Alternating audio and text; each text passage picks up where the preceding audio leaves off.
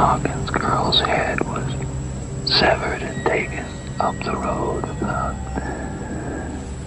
25 to 50 yards and buried. He was the monster that everyone feared. He knocked her unconscious and strangled her. What made him live was to kill. Knocked her unconscious. They handcuffed her and put her in the passenger side of the car. I would describe him as being as close to being like the devil as anybody I've ever met. Ted Bundy was one of America's most notorious serial killers. Over a 4-year period, he brutally murdered and mutilated 30 women. I don't think anybody doubts that I've done some bad things. The question is what, of course, and how, and maybe even most importantly, why.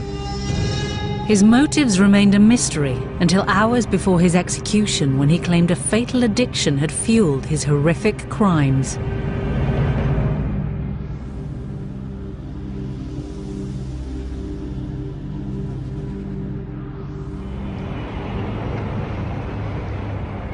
On January the 23rd, 1989, at Florida State Prison, journalists were being shut out of one of the biggest death row stories of the decade. The serial killer Ted Bundy was about to reveal what had driven him to commit some of the worst sex crimes America had ever seen.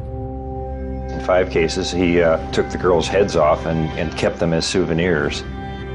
In one case, I believe he bit a nipple off. He was like a shark, just, feeding in a frenzy. He could look into their eyes, he could hear their last gasp, and actually breathe their last breath as they exhaled.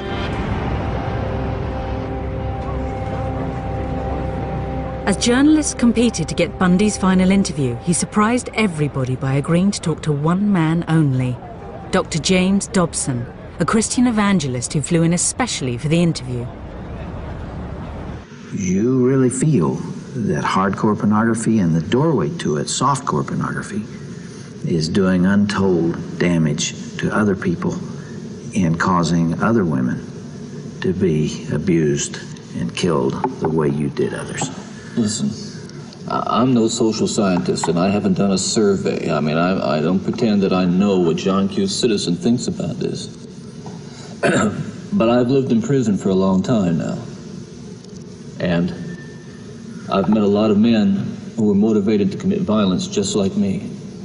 And without exception, every one of them was deeply involved in pornography, without question, without exception, deeply influenced and consumed by an addiction to pornography.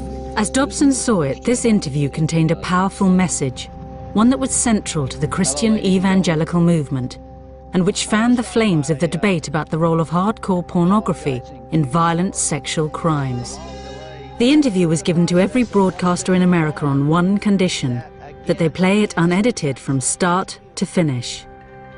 But had porn really been responsible for turning a seemingly all-American boy into a monster?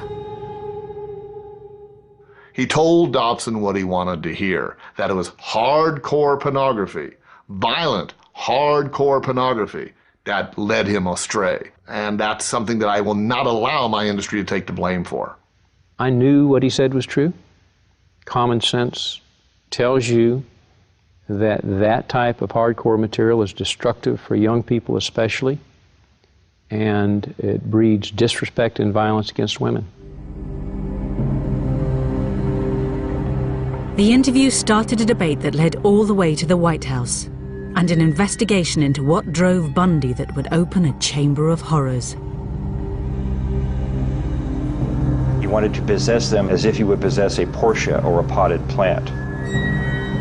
He was basically reconstructing who they physically were.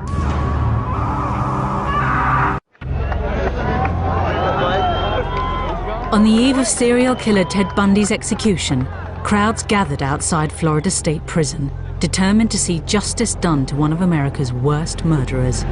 To comprehend all this, you have to go back a few years to try to understand Ted Bundy, what he did, and who he was. I think Ted Bundy in the United States probably is the standard by which other serial killers are judged. In a 4-year period, Bundy committed a series of vicious killings that horrified the public.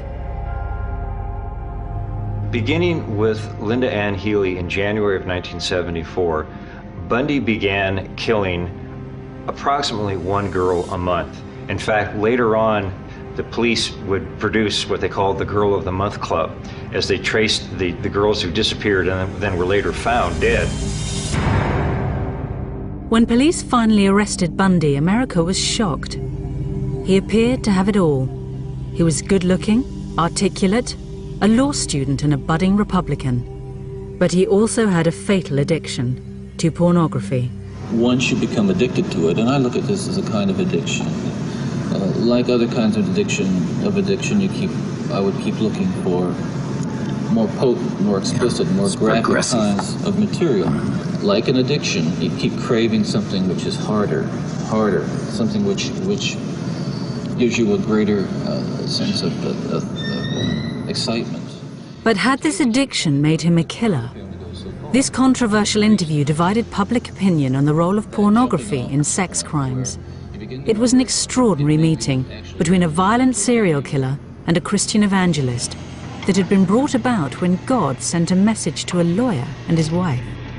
We were watching the evening news, and they showed us a picture of Ted Bundy, and she looked at me and said, "John, the Lord just told me that you're going to have a dramatic influence over his life." With Christ's assignment in mind, John and Marcia Tanner became regular visitors to Bundy on death row. There was another issue that Ted eventually revealed, and that was the role that hardcore pornography had played in diverting his path to the one that he ultimately took. What happened with adult entertainment between 79 and 89 is became prolific. It became videotaped. It became accessible beyond people's wildest dreams. It moved out of the theaters and into the home. The Tanners' visits coincided with a sea change in attitudes to pornography. So when Ted Bundy said he had a message he wanted to be heard, they knew just who to approach. James Dobson was a Christian evangelist and a member of the powerful Meese Commission that had investigated the links between pornography and crime and was vehemently anti-porn. A repentant serial killer, especially one as photogenic as Bundy, must have seemed like divine intervention. I told him that I thought we could trust Dobson to not glamorize or pervert or sensationalize what he had to say, but would probably take his words and let him just tell his story. The interview was arranged for the eve of Bundy's execution and was greeted with skepticism by seasoned Bundy watchers. Dobson honed in on the pornography detail because that was his shtick. He was trying to have a war on pornography. He'd been part of a task force that he had helped get engineered through the federal government, and he wanted to use Ted Bundy as the poster child of why pornography is bad. In his 10 years on death row, Bundy had gained a reputation for being a cunning and manipulative interviewee. Dobson was entering the lion's den. With nothing to lose, this final taped interview seemed like the perfect opportunity to really find out what made Bundy the killer tick. First of all, you, as I understand it, were raised in what you consider to have been a healthy home. Absolutely. You were not physically abused, you were not sexually abused, you were not emotionally abused. No way. And that's part of the tragedy of this whole situation, is because I grew up in a wonderful home with two dedicated and loving parents and one of 5 brothers and sisters. In the clip, Ted talks about his childhood being loving and Christian, but at the time of his execution, a defense psychologist came up with a lot of material that suggested otherwise. It's hard to imagine the childhood Bundy described to Dobson producing a brutal serial killer. But he failed to mention something specific about his early years that others believe haunted him throughout his life.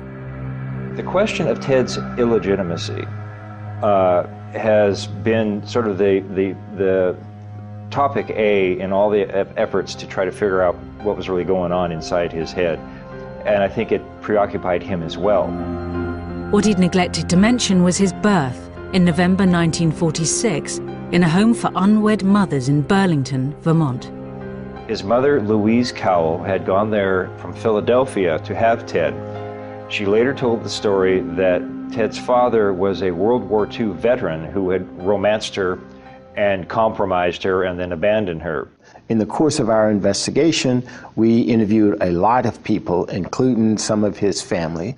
One member of his family, I believe his aunt, told us that there had been suspicion that in fact his grandfather was also his father.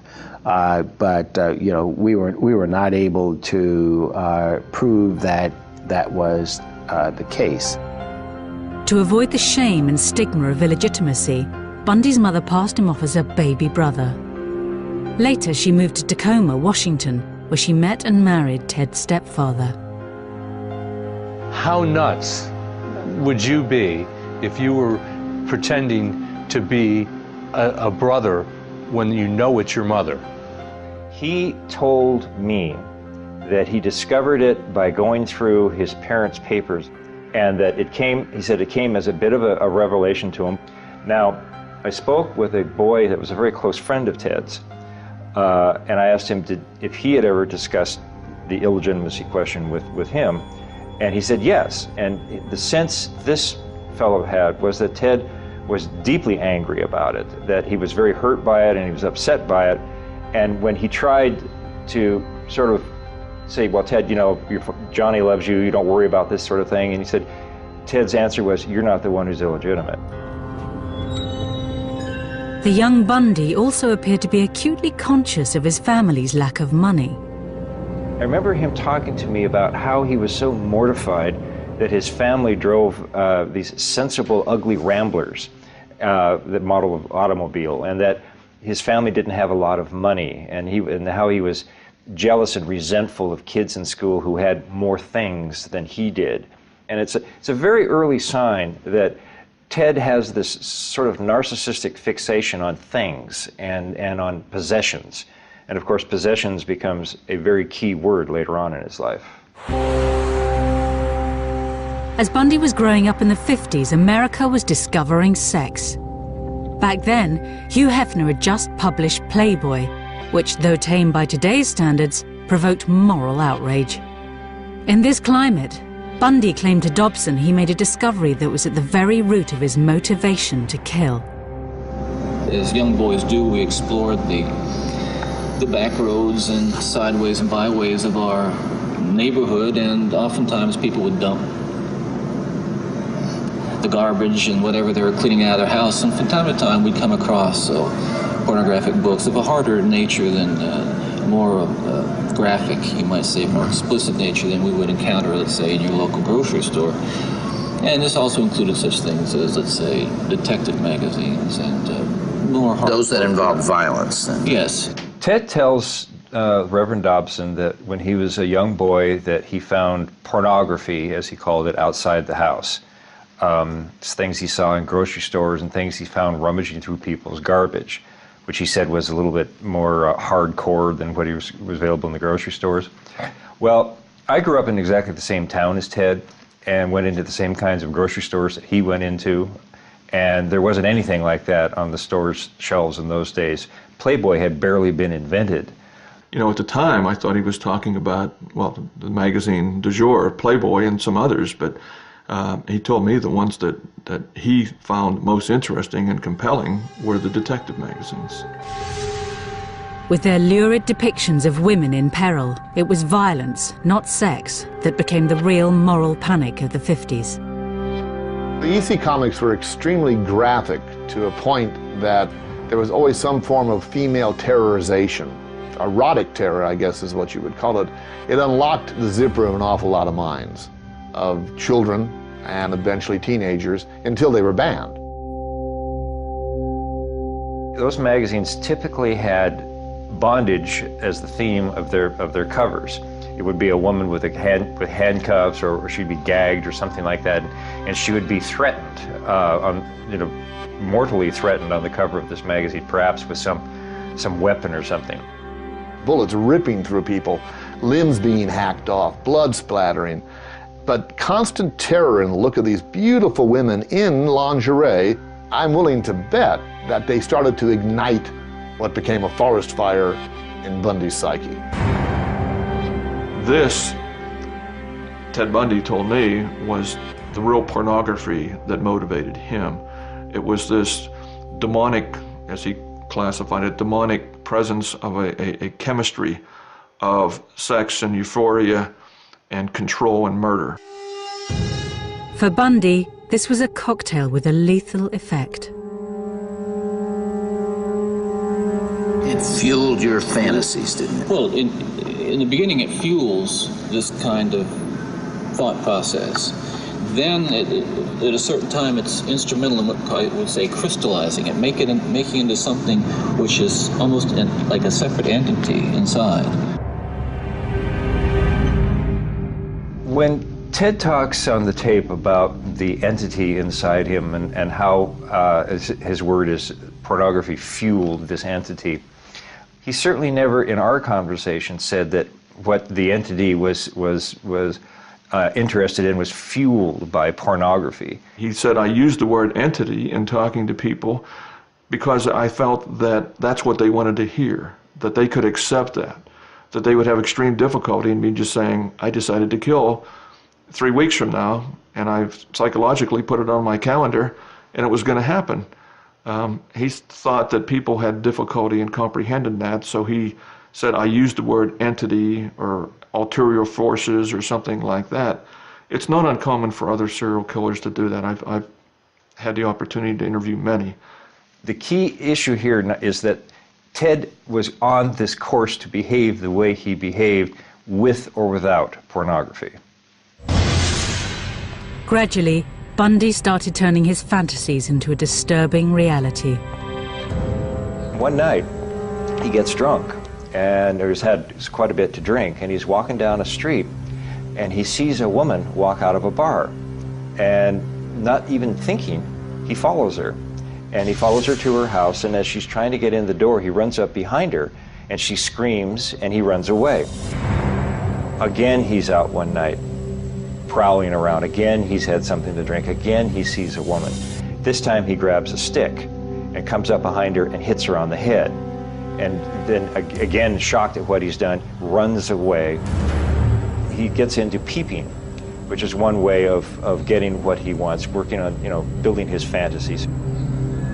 Peeping in the window, masturbating, peeping in the window, masturbating, and then one day he just jumped over the line and went nuts. On January the 4th, 1974, Bundy crossed the line. 18-year-old Joni Lenz was attacked in her bed. She was found barely breathing, covered in blood, and with a metal bed frame rammed into her vagina. Incredibly, she survived. Others would not be so lucky.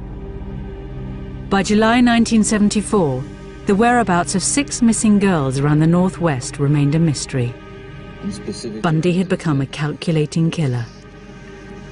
Each time I'd harm someone, each time I'd kill someone, there'd be an enormous amount, especially at first, enormous amount of horror, guilt, remorse afterwards. But then that impulse to do it again would come back even stronger. Now, believe me, the unique thing about how this worked, Dr. Dobson, is that I still felt in my regular life the full range of guilt and remorse about other things, regret and... But you had this compartmentalized... This compartmentalized, very well-focused, very sharply focused area where it was like a black hole. It was like a, like a crack, and everything that fell into that crack just disappeared. I mean, he shocked me at times because he could be so remote from the crimes that he committed. He had so depersonalized these victims. He started laughing at one point when he was talking about Roberta Parks. He just started laughing about her. We learned importance and capability of these killers being able to compartmentalize things so that they can carry out normal lives otherwise, where they're not going to be suspicious. And when anybody finds out that they are a suspect, they're totally shocked that they've got this capability to do that. Ted did not have any guilt. He did not have any remorse. He did not have a conscience.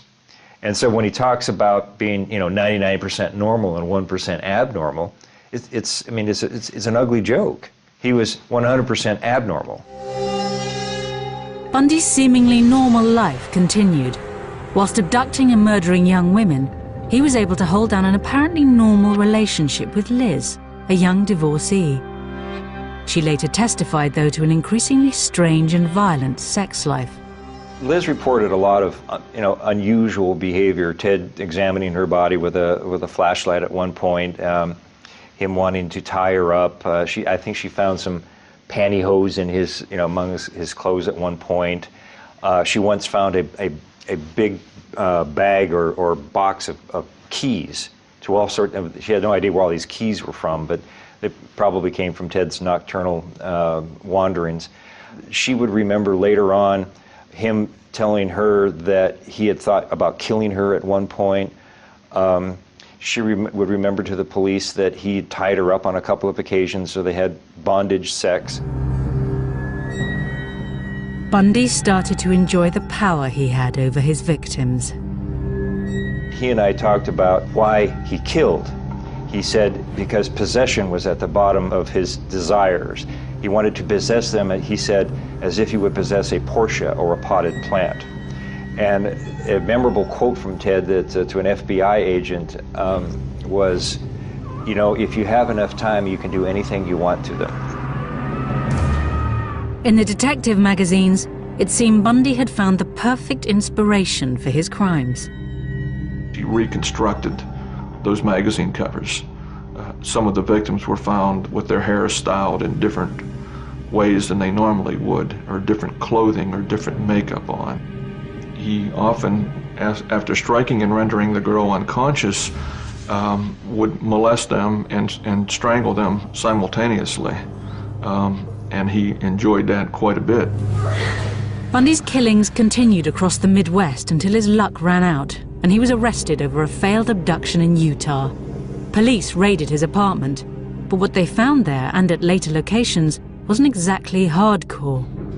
When we searched his apartment, we didn't really find pornography as such, but what we did come up with in his possession were junior majorette magazines. That's, of course, the young girls in their majorette uniforms. I think that was his form of pornography more than anything. It was just seeing these vulnerable little girls. Bundy was sentenced to 15 years for the kidnapping, but remarkably he escaped and was soon on the run and headed for his most barbaric killing spree yet. This was a vicious animal who was foaming at the mouth when he was inside that house. To the waiting crowds outside Florida State Prison, one of America's most prolific serial killers had become a demon in human form. If anybody deserves to burn, he deserves to burn. He penetrated one of them with a branch. He had bite marks on buttocks. If you took all your horror movies and put them together and got one personality out of them, there he is. To the public, Bundy's murders defied belief, but Bundy himself offered a clear analysis of what had led him to kill. We're talking about an influence that is the influence of violent types of media and violent pornography, which was an indispensable link in the chain of behavior, the chain of events that led to the behaviors, to the assaults, to the murders, and what have you. Bundy's calm appearance and apparently rational analysis belied a state of mind capable of carrying out a final, terrible killing spree. He was on the run and a changed personality. Taking a room at a boarding house just minutes away from a university campus, Bundy was surrounded by young women. When he got to Florida, he felt that he was regressing. As he said, I started to deteriorate. He reverted once again to burglaries, being a peeping Tom, all of those things that he started doing prior to him becoming a murderer. And then he recognized full well that he had gone into what he called his barbaric state. The killer struck first at the Chi Omega sorority house. He clubbed and then strangled to death 20-year-old Lisa Levy and 21-year-old Margaret Bowman. At least one of them was raped. The killer came in from the night and then returned to it with an ease that has so far baffled police and left most co-eds here terrified. So when Bundy left the Chi Omega house, he took off down this street and then turned down this corner here. He traveled maybe 3 blocks, and I imagine he was pretty much in a frenzy.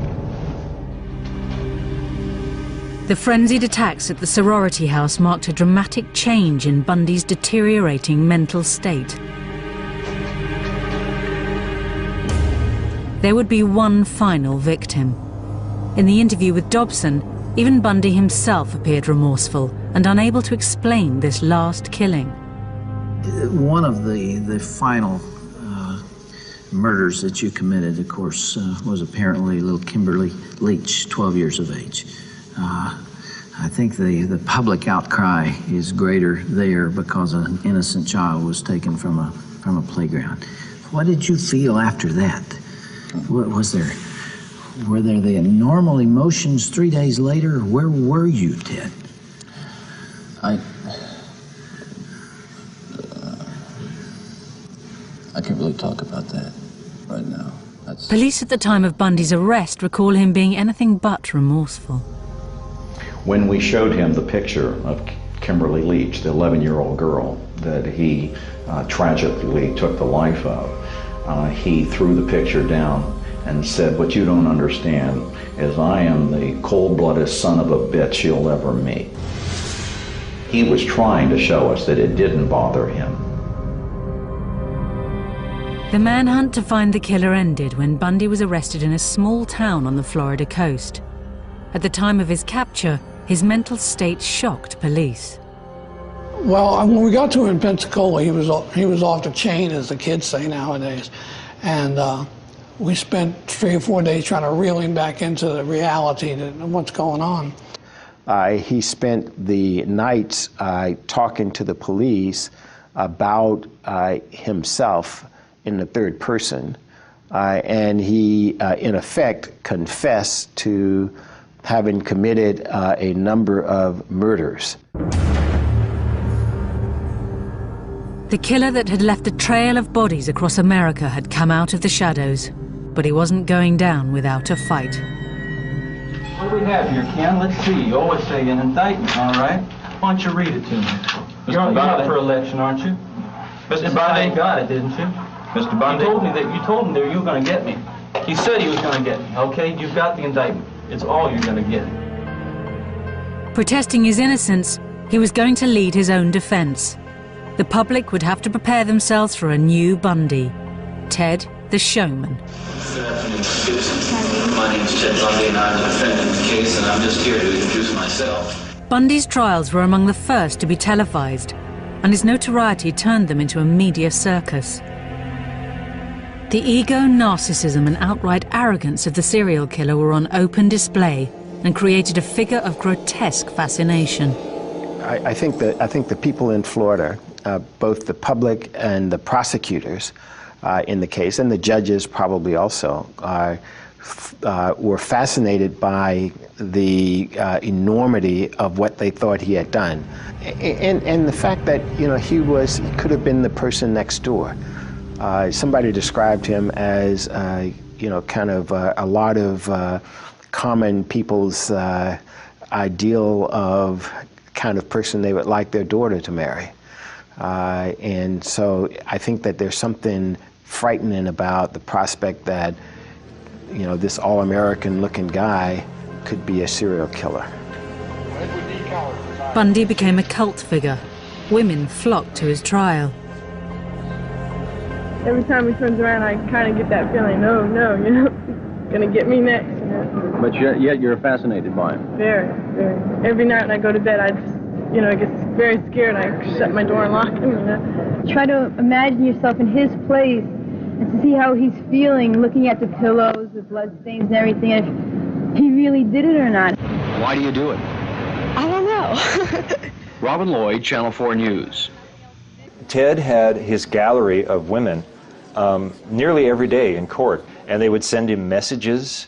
They would try to get his attention. They would try to catch his eye. And then later when he was on death row, he got tons of mail from them. They would send him nude pictures of themselves, erotic stories, their fantasies of being with him. It's a very bizarre syndrome, and I frankly at a loss to explain it. You're going to represent yourself, or you're going to get another attorney? I'm staying with the man I know best right now, and that's me. His ego led him to believe that there wasn't a brighter attorney out there, even though he had never finished law school. The extraordinary part about the Bundy trial was the extent of his participation in it. Bundy appeared every inch the lawyer, cross-examining witnesses, analysing blood samples, even questioning forensic evidence of bite marks taken from a victim's bottom. Our contention all along, Your Honor, has been that they have taken my teeth and twisted them every which way but loose to fit. He swaggered across the courtroom and he does all the gestures, puts his hands down, and I mean, he watched enough courtroom and enough Perry Mason on television that he absolutely looked and sounded the part of a lawyer.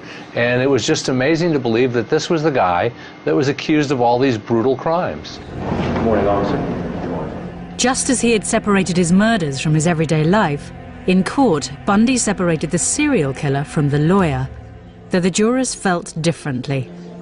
He was apparently thinking he was coming across as a lawyer, and they were seeing him in a much different light. He never really appreciated the weight of the accusations that he carried with him and the effect that that had on ordinary people. The first victim you saw was Kathy. Bundy appeared to relish the role of lawyer, at one stage launching into such an excruciatingly detailed cross-examination that he appeared to be reliving the crime. One after another, his trials were descending into chaos. It went day and night on his whim. He got to the point of auditioning some of the lawyers for who would make the opening statement, who would cross-examine certain witnesses, who would make the closing argument. To lawyers trying to conduct an overall strategy of a trial, this was impossible to deal with. You couldn't have a theory of defense when the client was constantly pulling the rug out from under you. In a final act of farce, Bundy used a legal quirk of Florida law, the fact that his girlfriend was under oath, to conduct a brief but legal marriage ceremony. Do you want to marry me? And I want to marry you. And I just want to marry you. Here again is the difference in Ted as a defendant who doesn't see the significance of what he's doing to the jury, and Ted, the supposed lawyer in the case. I guess to Ted, it felt or made it seem that he was humanizing himself, but it looked like a trick. To me, it looked like a trick. Maybe he didn't care how it would look to a jury. Wedding or no wedding, the jury was in no doubt. Therefore, it is the sentence of this court as to count one of the indictment that you, Theodore Robert Bundy, be adjudicated guilty of murder in the first degree, and that you be sentenced to death for the murder of Kimberly Diane Leach. In the 10 years that Bundy spent on death row, books and films vied to explain what had motivated the seductive serial killer. Well, Ted Bundy was a gruesome celebrity in this country, and especially in Florida because of the murders he committed here. And at the time, he probably could easily have been called and was considered the most hated man in America. As his appeals ran out, a demonized Bundy began thinking about how he would be remembered. You know, I make no bones about it. I am looking for an opportunity to tell the story as best I can in a way that makes sense to me and the way that'll help not just you or the families, but that's very important, but also to help my own family. You see, I saw the look in my stepson's eyes yesterday, and to see the look in his eyes confirmed my worst fears. See, he said, "Could you?" He was just absolutely astounded. He couldn't understand. He was writing me questions, just furiously writing questions. I could see that that he was, how really bewildered he was, and I need to give him a chance to know, and others a chance to know what was really going on, what it was really like for me. He wanted to create a legacy for himself that was something other than murder. He wanted people to see that there was another side of him, and that this other Ted had done things that were socially valuable and that were redemptive in some way.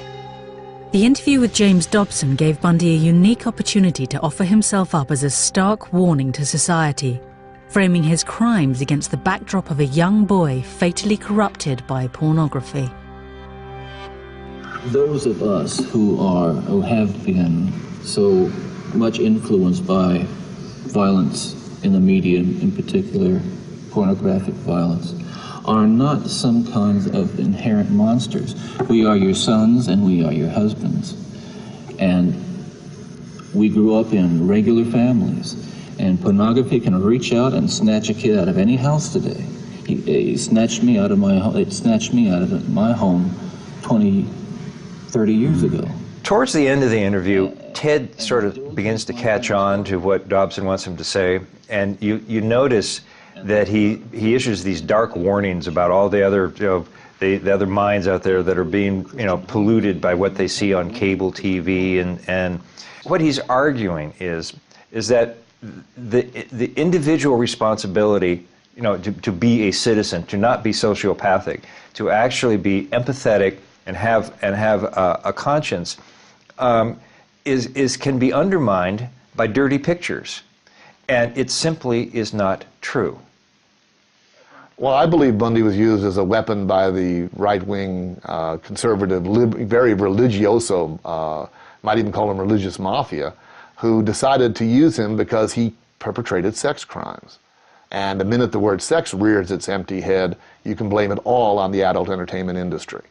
So Bundy becomes their banner. He becomes their bloody flag to wave into the face of all these people who, because they're watching adult material, might become future Bundys.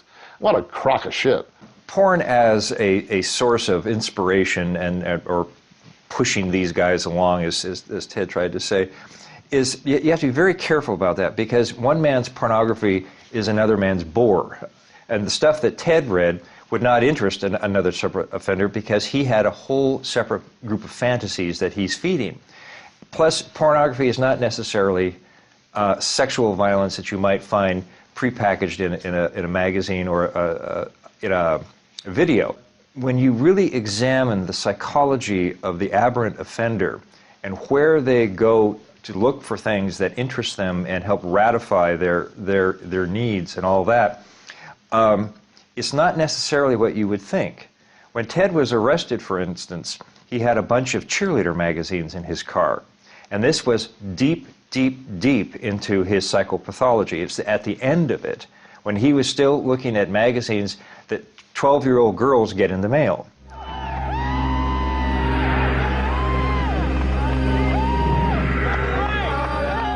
Guilty and awaiting execution, the true scale of Bundy's atrocities became apparent. He was confessing to a murder on a tape recorder as he walked down the hall to the electric chair.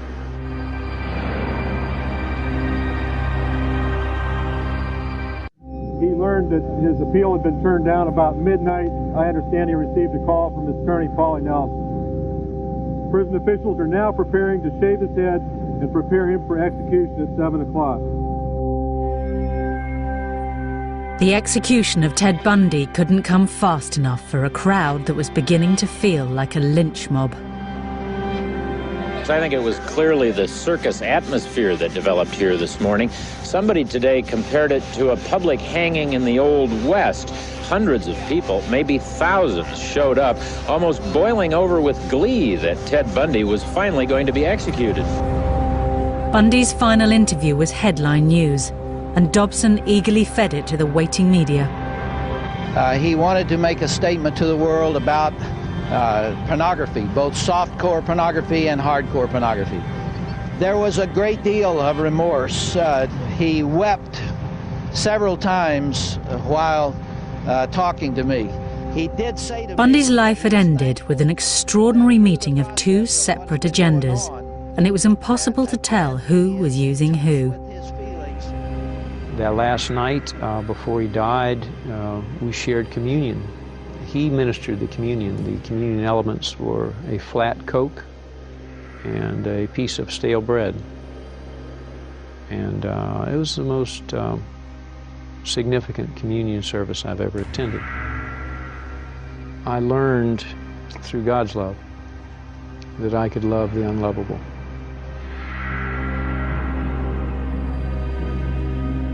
Bundy was suspected of having killed 30 women, but by the time police and FBI finished questioning him, that figure was closer to 100.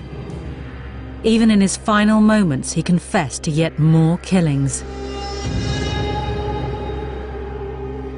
He was confessing to a murder on a tape recorder as he walked down the hall to the electric chair. I knocked her unconscious and strangled her and drug her into 10 yards into the small grove of trees that was there. Somewhere around 6:20 or 6:30, the lights in the prison went off, and that's the sign when they switched to the generator. At some point, they brought Ted in, and he was being supported by the guards. Sort of walked in. And his knees just buckled. I mean, the guards had to hold him up. And then he sort of got his composure back a little bit right after that, and he sat down. They then began to prepare him for the execution, strapping him in. And he looked at everybody in the room, one by one, went through everybody's eyes, trying to see who he knew or who he remembered. And the only person he smiled at was the prosecutor, and it was kind of, hi. And then they put the headgear on, put the mask over his face, and executed him. And you see the body tense up like that, and then it sort of loosens up. And then after a little while, it'll tense up again when they hit him with the second jolt of electricity. There is a smell of burning flesh in the room, and just a light wisp of smoke from the leg, as I recall. He's gone! He's gone! He's gone! Yeah! He's gone!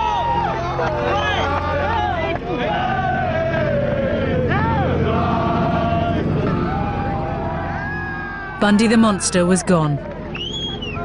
Florida had waited 10 years for its revenge. In the days after his death, one question went to the heart of Bundy's killings. Ted, what would your life have been like without that influence?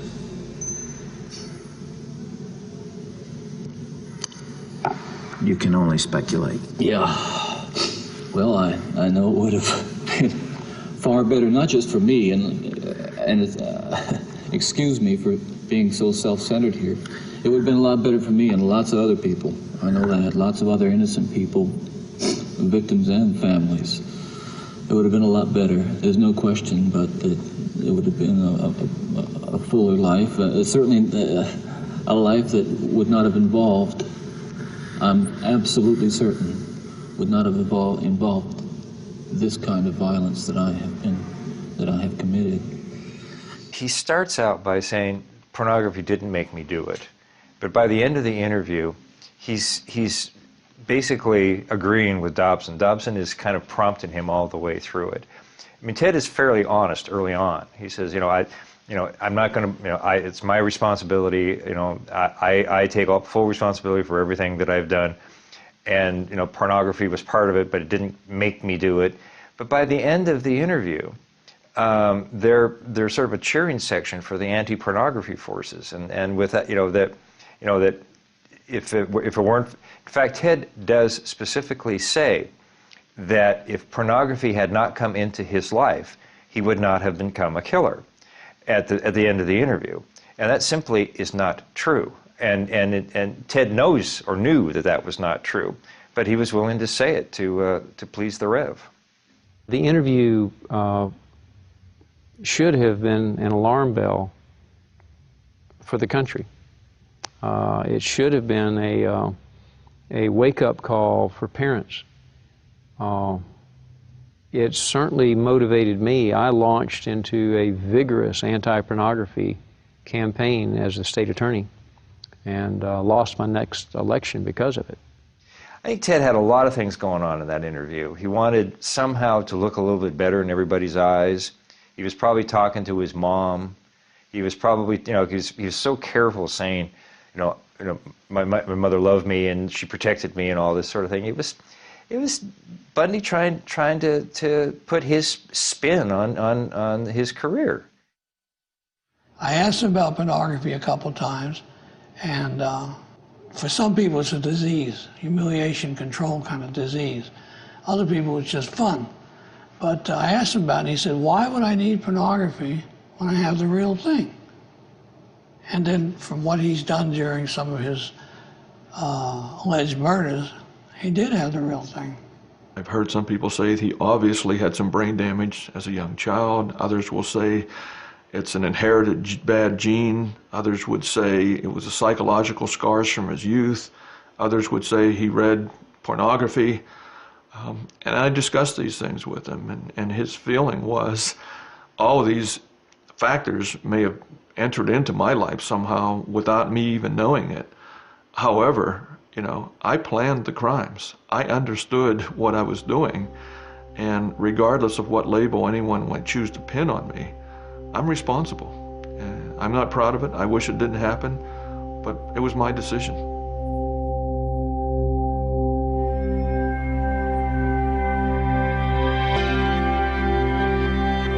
Should we ban hardcore pornography, or should we accept it as part of modern culture? We want to hear your views at channel4.com/health.